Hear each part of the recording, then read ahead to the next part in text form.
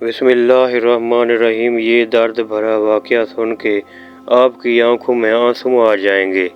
एक बार का वाक़या है, बीबी फातिमा घर के तमाम काम करके चक्की पीस रही थी।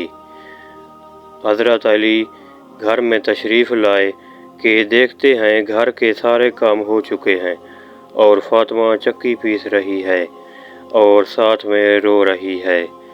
हज़रत अली बीबी फातिमा से पूछते हैं, अय फातिमा, तो क्यों रो रही है और ये पानी किस लिए गर्म हो रहा है और ये इतना सारा आटा एक साथ क्यों पीस रही हो? बीबी फातिमा रोकर फरमाने लगी, अय मेरे प्यारे शोहर, आज मैंने एक ख्वाब देखा है कि मेरे अब्बू जान किसी चीज़ को तलाश कर रहे हैं। मैंने इनसे पूछा, अय मेरे अब्बा हजूर, आप किसको तलाश कर रहे हैं? तो मेरे अब्बा जान सरकार दो आलम सल्लल्लाहु अलैहि वसल्लम ने फरमाया, अय फातिमा, मैं तुझे तलाश कर रहा हूँ। बीबी फातिमा रोकर फरमाने लगी कि आज का दिन मेरा दुनिया का आखिरी दिन है, आज मैंने अल्लाह को प्यारे हो जाना है। हज़रत अली ये सुनकर बहुत ही ज़्यादा रोने लगते हैं और फरमाने लगे, अभी तक तो सरकार दो आलम सल्लल्लाहु अलैहि वसल्लम के बिछड़ने का गम हमारे सीने में ही है और तू अपने बिछड़ने की बात कर रही है। मैं इस तेरी जुदाई को कैसे बर्दाश्त करूँगा? तो बीबी फातिमा फरमाने लगी, जिस तरह आपने मेरे अब्बा हजूर की जुदाई का गम बर्दाश्त किया, इसी तरह मेरी जुदाई का गम भी बर्दाश्त कर लीजिएगा। हज़रत अली पूछने लगे, और ये इतना आटा क्यों पीस रही हो? आज के दिन भी तुम ये काम कर रही हो? तुमने बहुत काम कर लिए हैं। बीबी फातिमा रोकर फरमाने लगी, ऐ मेरे प्यारे शोहर, आपके भी तो हक अदा करने हैं, अपने बच्चों के भी तो हक अदा करने हैं। मैं पानी इसलिए गर्म कर रही हूँ कि क्योंकि अपने बच्चों को अपने हाथों से नहला सकूँ।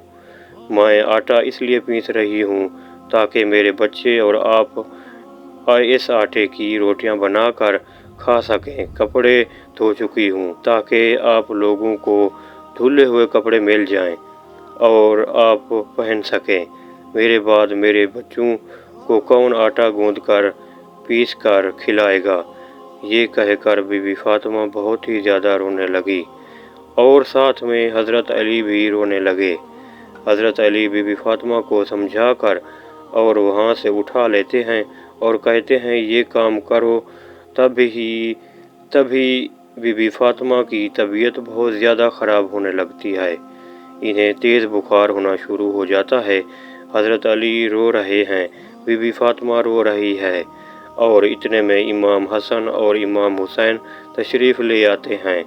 वो दोनों अपनी माँ और बाप को रोते हुए देखते हैं, माँ के सीने से लग जाते हैं। ज़रा सोचिए वो कैसा मंज़र होगा, वो कैसा आलम होगा जिस माँ को पता चल जाए कि आज उसने दुनिया से रुखसत होना है। और मेरे बच्चों का क्या बनेगा? मेरे बच्चों को कौन खाना खिलाएगा? मेरे बच्चों को कौन रोज़ सुलाएगा? इस माँ के दिल पे क्या गुज़रती होगी? हज़रत अली बहुत ही ज़्यादा रोने लगे और बीबी फातिमा भी बहुत ज़्यादा रोने लगी और अपने बाप और माँ को देखकर इमाम हसन और इमाम हुसैन भी रोने लगे और पूछने लगे, अय बाबा जान, आप क्यों रो रहे हैं? हज़रत अली खामोश रहे। फिर बीबी फातिमा से पूछने लगे, अय अम्मी हजूर, आप क्यों रो रही हैं? तो बीबी फातिमा ने फरमाया, तुम दोनों अपने नाना जान की कब्र पे चले जाओ। हदीस शरीफ में आता है, इमाम हसन और इमाम हुसैन प्यारे नबी सरकार दो आलम सल्लल्लाहु अलैहि वसल्लम की कब्र पर चले जाते हैं। वहाँ पर जाकर बैठ जाते हैं। तभी अंदर से आवाज़ आती है, अय मेरे प्यारे बच्चों, तुम लोग वापस अपनी माँ के पास चले जाओ। मेरे पास तो तुम लोग आते ही रहोगे, लेकिन आज अपनी माँ को जी भर के देख लो। आज के बाद तुम्हारी माँ कभी नज़र नहीं आएगी। जब ये बात हसन और हुसैन के कानों में पड़ती है तो वो दौड़ते हुए घर चले जाते हैं। اور اپنی ماں کے سینے کے ساتھ لگ جاتے ہیں اور خوب روتے ہیں۔ حضرت علی بھی رو رہے ہیں، بی بی فاطمہ بھی رو رہی ہے، امام حسن بھی رو رہے ہیں اور امام حسین بھی رو رہے ہیں۔ اتنے میں بی بی فاطمہ کی طبیعت اور بھی زیادہ خراب ہونے لگتی ہے اور حضرت علی کو اپنے ساتھ بٹھا کر اسے 3 باتیں کہتی ہیں۔ پہلی بات تو یہ کہتی ہیں کہ میں نے آپ کے ساتھ کوئی بھی کوتاہی کی ہو، آپ کی خدمت میں کوئی بھی کوتاہی کی ہو، آپ کی نافرمانی کی ہو، آپ کا کوئی حکم نہ مانا ہو تو مجھے معاف کر دیجیے گا۔ حضرت علی رو کر کہتے ہیں، اے فاطمہ، تو نبی کی بیٹی ہے، تو نے اپنا حق پوری طرح سے ادا کیا ہے، میں تجھ پر ہمیشہ خوش ہوں، مجھے تجھ سے کوئی گلہ نہیں ہے۔ بی بی فاطمہ دوسری بات کہتی ہے، اے میرے پیارے شوہر، جب میں اس دنیا سے وفات پا جاؤں، آپ نے دوسری شادی کرنی ہو تو کر لیجئے گا، میرے بعد میرے بچوں کو میرے جتنا پیار دیجیے گا، ان کو ماں کی کمی نہ محسوس ہونے دیجیے گا۔ اور بی بی فاطمہ کی تیسری بات آپ کو بھی حیران کر دے گی۔ بی بی فاطمہ فرماتی ہے کہ جب میں اس دنیا سے وفات پا جاؤں تو آپ میرے جنازے میں کسی کو بھی نہ بلائیے گا۔ یہ سن کر حضرت علی حیران ہو جاتے ہیں اور کہتے ہیں، اے فاطمہ، تو نبی کی بیٹی ہے، میں تیرے جنازے میں کسی کو کیوں نہ بلاؤں؟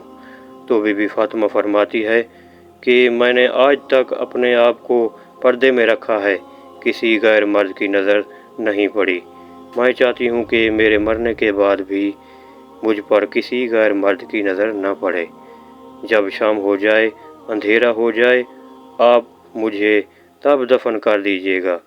یہ بات سن کر حضرت علی بہت رو رہے ہیں، بی بی فاطمہ بہت رو رہی ہے، امام حسن بہت رو رہے ہیں اور امام حسین رو رہے ہیں۔ سوچیں ذرا، سوچیں وہ کیسا منظر ہوگا جب ماں رخصت ہو رہی ہے ہمیشہ کے لیے اس دنیا سے، اس کے بچے پاس بیٹھ کر رو رہے ہیں۔ یہ الفاظ کہہ کر بی بی فاطمہ ایک بات اور کہتی ہے کہ میں نے آج روزہ رکھا تھا، میرے بابا جان نے میرے خواب میں آ کر مجھے یہ کہا ہے، اے فاطمہ، تو سحری علی کے دسترخوان پہ کر اور افطاری کرنا میرے ساتھ۔ اپنے پیارے بابا جان کے ساتھ یہ بات کہہ کر بی بی فاطمہ اللہ کو پیاری ہو جاتی ہے۔ بی بی فاطمہ کو کفن پہنایا جاتا ہے، ان کا جنازہ اٹھایا جاتا ہے۔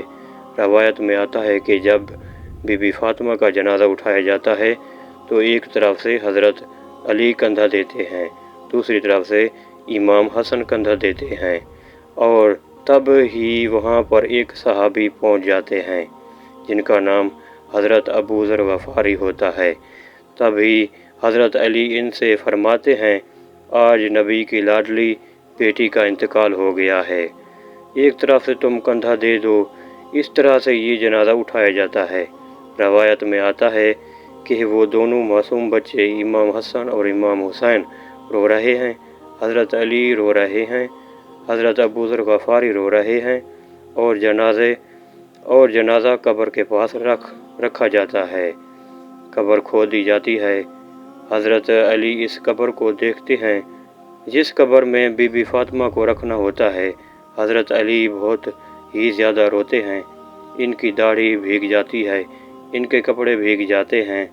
حضرت علی کبھی بی بی فاطمہ کو دیکھتے ہیں اور کبھی اپنے بچوں کو دیکھتے ہیں۔ یہ منظر دیکھتے ہوئے حضرت ابو ذر غفاری بھی روتے ہیں اور قبر سے کہتے ہیں، اے قبر، کیا تجھے پتہ ہے یہ جنازہ کس کا ہے؟ یہ محمد صلی اللہ علیہ وآلہ وسلم کی بیٹی کا جنازہ ہے، یہ علی کی بیوی کا جنازہ ہے، جن کو امام حسن اور امام حسین کہتے ہیں، یہ ان کی ماں کا جنازہ ہے۔ تبھی قبر سے آواز آتی ہے، میں رشتہ دار نہیں دیکھتی، میں اعمال دیکھتی ہوں۔ یہ قبر کی جو آواز آئی تھی وہ بھی بی بی فاطمہ کے لیے نہیں تھی، کیونکہ بی بی فاطمہ تو بخشی بخشائی تھی اور وہ جنت کی عورتوں کی سردار تھی۔ بی بی فاطمہ تو ہر گناہ سے پاک تھی، یہ آواز تو ہم لوگوں کے لیے تھی جو گناہگار ہیں۔ بی بی فاطمہ کو قبر میں دفن کیا گیا اور حضرت علی اپنے دونوں بچوں کو سینے سے لگا کر وہاں قبر پر بیٹھے کافی دیر تک روتے رہے۔ دونوں پیارے بچے بھی کافی دیر تک روتے رہے۔ وہ اپنی ماں کو یاد کرتے رہے۔ وہ ہمارے پیارے نبی کا گھرانہ تھا۔ وہ تو بخشے ہوئے لوگ تھے، جنتی لوگ تھے، جنت کے لوگوں کے سردار تھے۔ نافرمان لوگ تو ہم ہیں جن سے قبر ہزاروں سوال کرے گی کہ کون سے اعمال لے کر آئے ہو۔ میرے پاس اللہ تعالی ہم سب کو نیک عمل کرنے کی توفیق عطا فرمائے۔ آمین ثم آمین یا رب العالمین۔